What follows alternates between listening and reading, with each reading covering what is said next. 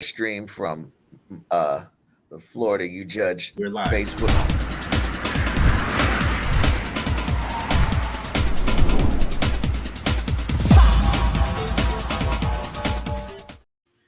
Hey, good morning, good morning, good morning, everyone. Daryl Heights with Florida You Judge. Welcome this morning. This morning, my co-host this morning is going to be Cato Nord. And this morning, we're going to be interviewing and talking with our great friend, Ashley Hartfield-Viewins, who's going to be running for school board seat on next August. Welcome, everyone. Welcome, Cato. Welcome, Ashley. Welcome. How are you guys doing this morning? Great, great. How are you doing this morning? Oh man, doing great. It's a wonderful Saturday in Tampa Bay. Good morning, Daryl, Ashley. Hey, you can't get any better than this, man. I mean, there's nowhere else in the country that you can wake up in this 78 degrees. It's a beautiful weather. So today we want to talk to you, Miss Ashley. We want to just jump right in. He's gonna take lead with the interview and talk about various things. We also have in the background Haiti Artopesa is going to be making sure that we keep our logistics up to par and make sure we're rocking with some things. So, hey, Cato, let's just jump right in. Go ahead, Cato. Let's start this thing off. Yes, sir. Thank you, Daryl, for that intro. Good morning, Miss Ashley. Tell me, who is Miss Ashley Viewins or Ashley Hartfield Viewins? Okay.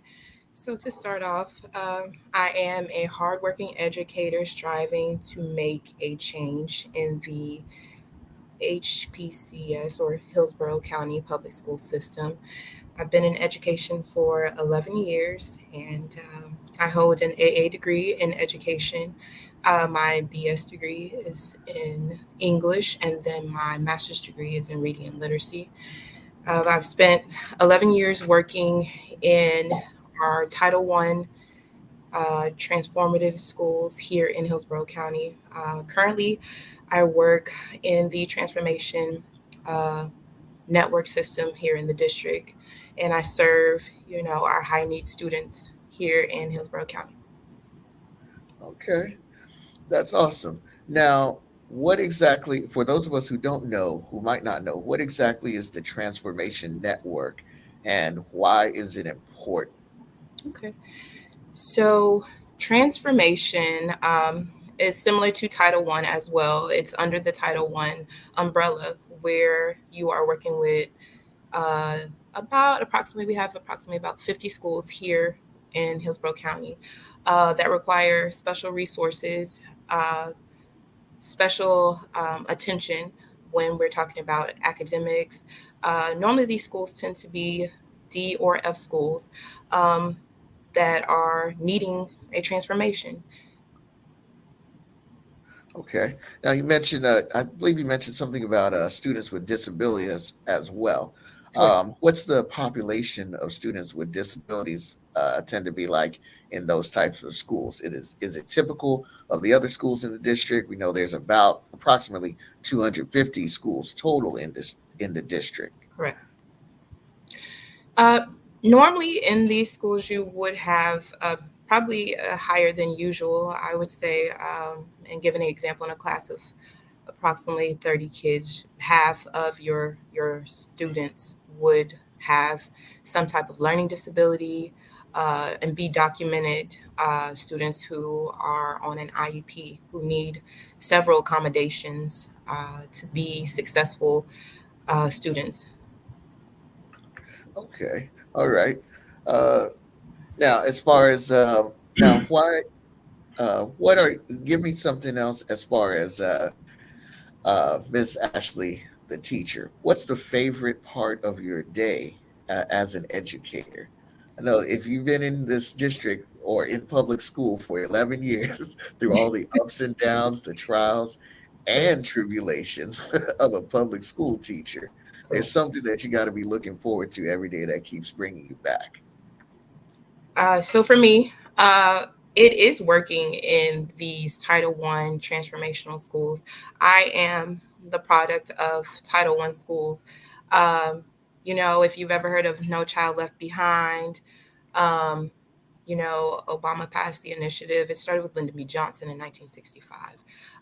But I'm a product of schools, from low income families. And I think because I understand the significance. I understand the need for communication and relationships in these types of schools. I think that's the biggest takeaway that I get from my job is making and being a light to students who are disenfranchised. Okay. Well, Now, are you have let me jump in for a second. yeah, go ahead, Daryl. You bring up a very good point about the No Child Left Behind piece. Mhm. What is your opinion toward the, although that was a past act, what is Mhm. your opinion toward that? I just recently learned this year from watching graduations and things like that in this Hillsborough County schools. I never knew of a certificate of completion. I never knew they even did anything like that in nowhere. So, what do you feel about things like that? A certificate of completion as relate to the No Child Left Behind versus a high school diploma? That's a great question. So, here in Hillsborough County, when we're talking about state standards, assessments, and our ability to have these students and our students who are going to become productive citizens in Hillsborough, um, they are able to get certificates of completion when they can't meet the state standards. And currently, the state standards are best, Florida best state standards. Um, and so, what we've come to realize is that only about 50% of our students are able to function on or read, I would say be able to read, are literate to probably the 10th grade. Only 50% of our students are graduating with that knowledge. And so when we talk about certificates of completion, are our students actually prepared to go out and be citizens within the community?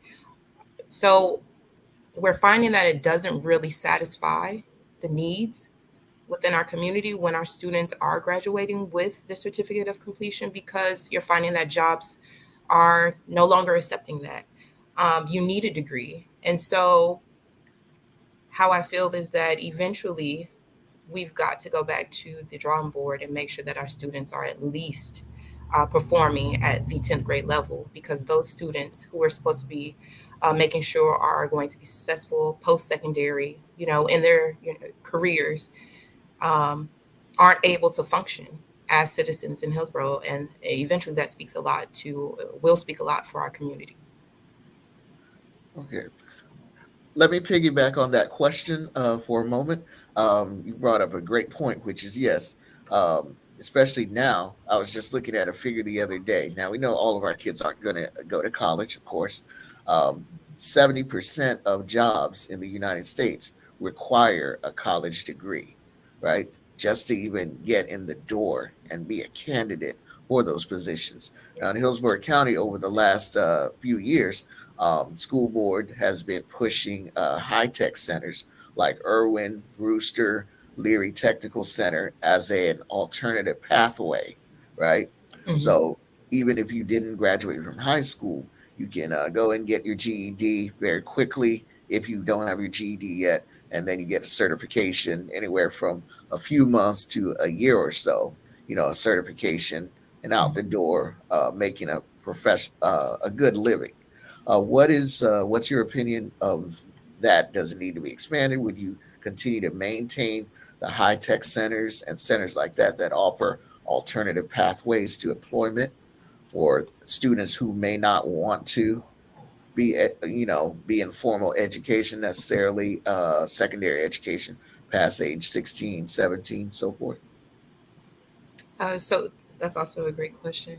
Um, I believe that's a more direct path to having students who are able to earn a living wage, um, and to be successful after school. I think GED is a better route. I believe that your technical schools, at one point, there was a huge push for our students to go to technical schools within Florida.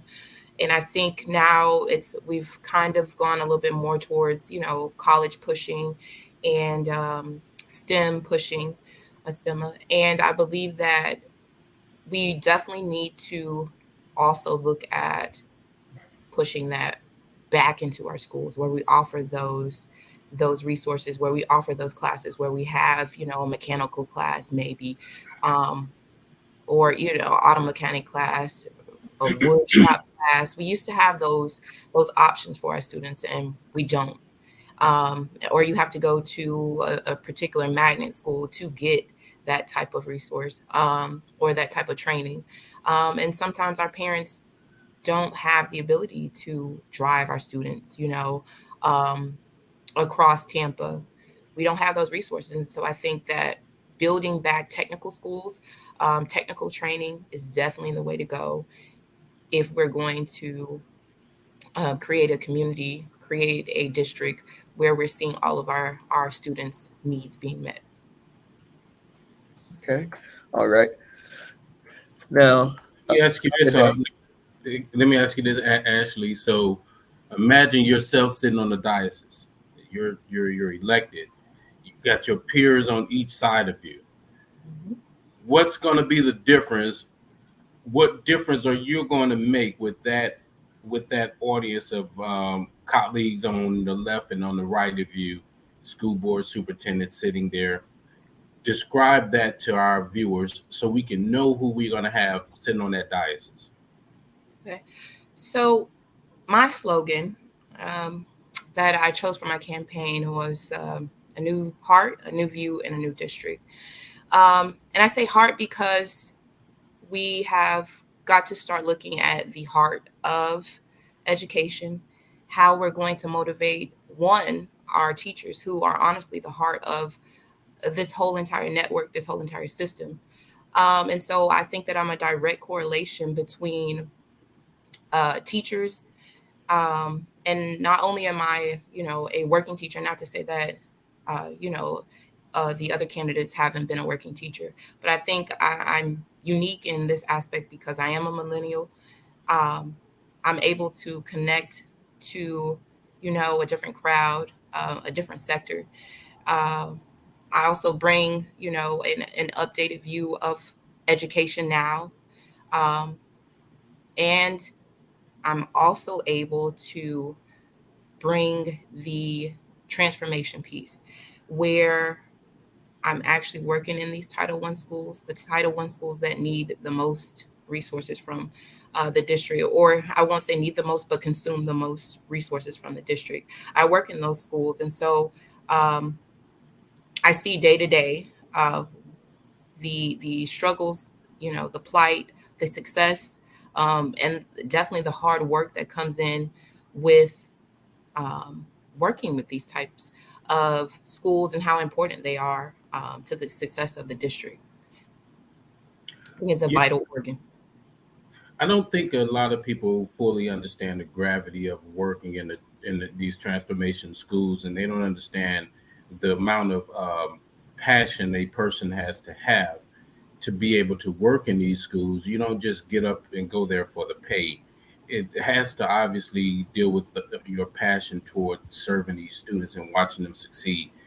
Ashley, can you speak to that truth? And we're coming close toward the end of the interview, but I want you to reach into your our voter your voters' households right now and tell them about your passion toward this piece and why, give it to us. Just tell us, make us understand that you are the person for this opportunity.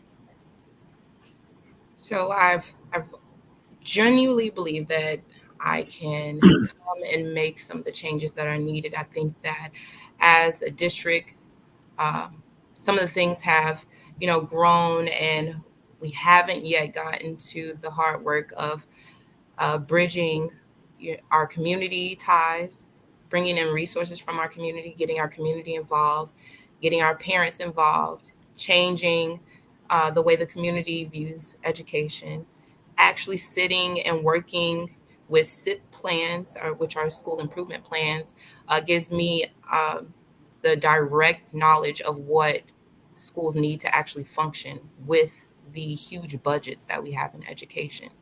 Um, while we may be able to say, a school requires a certain amount of money, or a district has a certain amount of money, I'm on these SIP plans. I'm actually sitting down analyzing data where I know what it takes to push schools, to help individual schools to meet students' needs.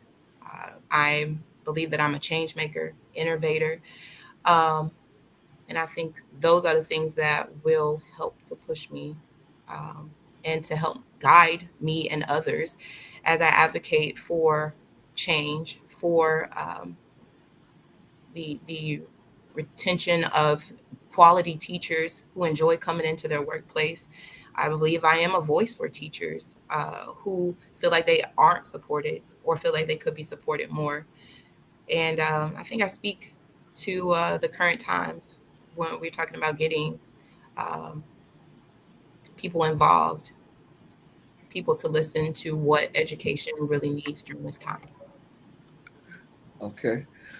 Well, Ms. Hartfield-Viewins, thank you so much for being with us today. Now, I do have one final question, of course. This is your chance to let us know and our viewers know, how can we find you online and on social media? Where would somebody go to learn more about your campaign if they want to, look at your platform, want to volunteer, or they want to donate to your campaign? So I'm able to be found on Facebook, of course, under Ashley Hartfield/Viewins. Okay. And then if you would like, I think it's a little long, but if you would like to find me online, it is heartview.nationbuilder.com. Um, if you'd like to donate, it's slash donate. LinkedIn, I'm available on LinkedIn as well if you'd like to contact me or reach me or you have any questions there. Same Ashley Hartfield Viewings, you can find me there. Um, what are some other ways? By email, um, Sankova, EDSINS at gmail.com. I think those are the, yeah, Hello. them. All right. So, could you kindly write those places where they can the public can In the find you? chat, Yes. Could you do that definitely. kindly for me? Thank you so much, and I'd like to post that so that you can be found. So Ashley, I want to commend you for putting your name in the hat. It is not easy to put your name in the hat. That goes through a lot of critical thinking, a lot of, wondering. Okay, as Les Brown said many years ago when he ran for office, he was like, "Who am I gonna?" He's like, "Who knows me, and what am I gonna do? What difference am I gonna make?" And I think that anybody who wakes up in the morning and say to themselves and then go out publicly and state that I'm going to put my name in the race, I think that's commendable for you to even consider that and consider putting on a servant's hat. So I thank you for that, and for that, for doing that for our public at large. Thank you so much. Um, You know what? You because want me it's to just, go ahead? What's your email? okay. I have Could you that. say it to me, and then I'll just Let's publish see. it on here on the screen. No, no, actually, you don't have to write it. I'll write it for you here. Okay. Sankova, How do I spell that? Got it. SANKOFAED Okay. Uh huh. INS Got it. at gmail.com. Got it. So let's go ahead and publish that right now so that the public can reach out to you if they have any questions for you as a candidate. So her email is Sankova EDINS at Gmail. That's her email. Is there any other um, URL or contact? Yes, I dropped it in the chat for you. Yes, it's in over. Yes, you did. Yes, you did. It's in the chat. Correct. Yes. Okay. So let me go ahead and I definitely appreciate you, thank you. Daryl and Keto, for having me and giving me the opportunity to, or giving me the platform to speak and let people know that I'm down for the long haul and definitely here to stay and to represent Hillsborough County School District. So Absolutely. for those of you who are watching or will watch, she Ashley's information can also be found on the internet, heartview.nationbuilder.com. So it's again, heartview.nationbuilder.com. Correct. Correct. All Correct. right. And thank you so much, Hayden. Of I course, Yes, it was I great appreciate you. it's Thank a you. seeing pleasure these having you gentlemen today. Yes, and talk. we wish you well on the race ahead. Thank you so much. Okay, You enjoy And the this one. guys, and before we wrap up, I do want to let you guys know, come next month, November 18th, we're going to have Colonel Michael Cianti. He is currently the Hillsborough County judge for Veterans Court. He brings a vast amount of experience to our service members. He was a commander of the 8th Legal Operations Command over in Independence, Missouri. So next month on the 18th, please join us as we have a nice, candid conversation about him and what they're doing over in Veterans Court and the great things that they're doing to help our service members out who may or may not have issues relative to their, in the community. As a veteran, I fully understand his plight and I fully understand the different things that he helps our service members with. So join us on the 18th of October. I'm sorry, 18th of November, right here at Florida You Judge. We'll bring him on, and we'll have a very good, candid conversation along with Stephanie Pointer and Haiti Oropesa. We will be speaking with him to discuss what's happening over in Veterans Court. This is Florida You Judge. We thank you all for participating and joining us today. And follow us on Facebook, Instagram, and the various other social media platforms you'll find us on. Thank you all so very much. Thank you, Ashley, Cato. Thank you. And you all have an outstanding rest of the day. All right. Have a great day, Have a great Saturday. Katie, Daryl, Ashley. Hold on, Cato, guys. Don't go